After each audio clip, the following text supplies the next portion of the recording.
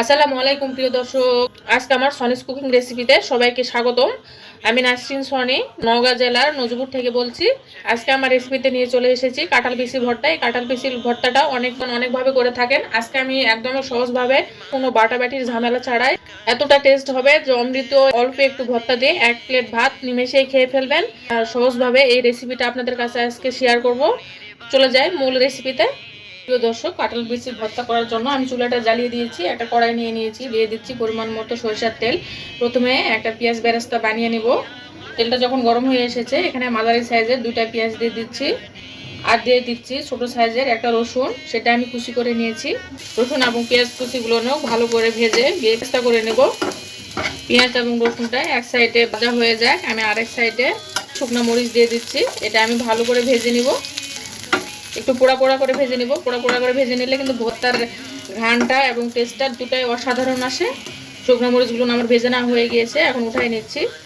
এটা হতে হতে আমার পেঁয়াজ বেরেস্তা আমার হয়ে গিয়েছে, এটাও আমি উঠাই নিচ্ছি। প্রিয় দর্শক, এখানে আমি 20 থেকে 25টার মতো কাঁঠাল বিচি নিয়েছি। কাঁঠাল বিচিটা আমি উপরের খোসাটা আগে ছাড়িয়ে নিয়েছিলাম। নেওয়ার পর পানিতে কিছুক্ষণ ভিজিয়ে রেখেছিলাম। উপরে ব্রাউন কালারের যে চোচাটা থাকে সেটা আমি এরকম করে ঘষে উঠাই ফেলেছি, দেখতেই পাচ্ছেন। এবং প্রত্যেকটা কাঁঠালের বিচি আমি মাঝখান দিয়ে চিড়ে ভালো করে কুচি করে কেটে নিয়েছি, যাতে করে খুব তাড়াতাড়ি সিদ্ধ হয়ে যায়। 1 চিমটি দিয়ে দিচ্ছি হলুদ গুঁড়া। এই হলুদ গুঁড়া দিলে কিন্তু কালারটা খুব সুন্দর আসে। আর সিদ্ধ হওয়ার জন্য দিয়ে দিচ্ছি পরিমাণ মতো পানি। ভালো করে সিদ্ধ হওয়া পর্যন্ত ঢাকনা দিয়ে দিচ্ছি। প্রিয় দর্শক, কিছুক্ষণ পর ঢাকনাটা উঠাই দেখি, দেখতেই পাচ্ছেন পানিটা শুকিয়ে এসেছে।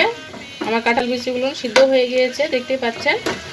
এটা এখন এরকম করে একটু নেড়ে চেড়ে ভেজে নেওয়ার মতো করে নিচ্ছি, যাতে করে পানিগুলো টেনে যায়। কাঁঠাল বিচিগুলো সিদ্ধ করে নেওয়া হয়ে গিয়েছে। এই কাঁঠাল বিচি কিন্তু পানি থাকলেও সমস্যা নাই, যখন বাটবেন তখন কিন্তু শক্ত হয়ে যায়।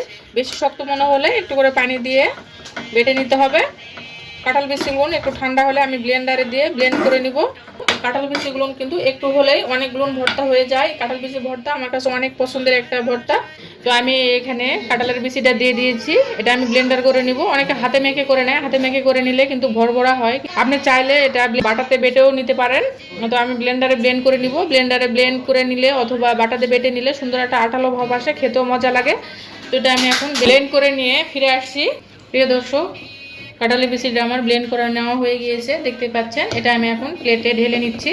ভর্তাটা দেখতেছেন কতটা একদম স্মুথ হয়েছে। যদি মনে করেন এরকম শক্ত করে খাবো তাহলে সমস্যা নেই, আর যদি মনে হয় যে একটু নরম করে নিব তাহলে অল্প করে পানি দিয়ে ভর্তাটা নরম করে নিতে পারেন। এখন আমি এখানে দিয়ে দিচ্ছি পেঁয়াজ যে বেরেস্তা করে রেখেছিলাম সেগুলো, আর যে মরিচগুলো ভেজে নিয়েছিলাম সেগুলো দিয়ে দিচ্ছি। স্বাদ মতো নুনটা দিয়ে ভেজে নেওয়া মরিচটাকে ভালো করে এরকম করে ভেঙে মেখে নিব। এখন এখানে দিয়ে দিচ্ছি সরিষার তেল। এখন পেঁয়াজ বেরেস্তার সাথে ভালো করে মেখে নিচ্ছি মরিচগুলো। এখন ভর্তার সাথে মরিচগুলো নয়, ভালো করে মশলার সাথে ভর্তাটা মেখে নিচ্ছি। এই ভর্তাটা আমার কাছে অনেক পছন্দের একটা ভর্তা, আমার খুব ভালো লাগে। ভর্তাটা যখন মাখানো হয়ে গিয়েছে, এখানে আমি এটা আরও বেশি স্বাদ বাড়ানোর জন্য দিয়ে দিচ্ছি লেবু। এটা আমি পরিমাণ মতো দিয়েছি, যে যেরকম লেবু খেতে পছন্দ করেন। যদি আপনারা লেবু খেতে পছন্দ করেন তাহলে দিতে পারেন, না হলে স্কিপ করতে পারেন, সমস্যা নাই। আমার কাছে লেবুর রসটা দিলে একটু টক টক হয়, খেতে দারুণ লাগে। আপনারা যদি লেবু দিয়ে এখনও না খেয়ে থাকেন তাহলে অবশ্যই লেবু দিয়ে খেয়ে দেখতে পারেন কীরকম টেস্টটা আসে। আশা রাখবো আপনাদের কাছেও ভালো লাগবে। ভর্তাটা আমার মাখানো হয়ে গিয়েছে। এই কাঁঠাল বিচির ভর্তাটা গরম ভাতের সাথে খেতে এতটাই মজা লাগে, একদম অমৃতের মতো লাগে। প্রিয় দর্শক, দেখতেই পেলেন কত সহজভাবে এবং সুন্দর করে কাঁঠাল বিচির ভর্তাটা আপনাদের কাছে করে দেখালাম। আশা রাখবো ভালো লাগবে। যদি ভালো লেগে থাকে তাহলে অবশ্যই আমার ইউটিউব চ্যানেলটি, যদি আপনারা এখনও সাবস্ক্রাইব করে না থাকেন, চ্যানেলটি সাবস্ক্রাইব করে সাবস্ক্রাইবের পাশের বেল আইকনটি ক্লিক করে রাখবেন। তাহলে সকল সুন্দর সহজ রেসিপির রান্নার নোটিফিকেশন সর্বপ্রথম আপনার মোবাইলে চলে যাবে। তো সবারই সুস্থতা কামনা করে এখানে শেষ করছি। সবাই ভালো থাকবেন, সুস্থ থাকবেন, আমার জন্য দোয়া রাখবেন। আল্লাহ হাফেজ।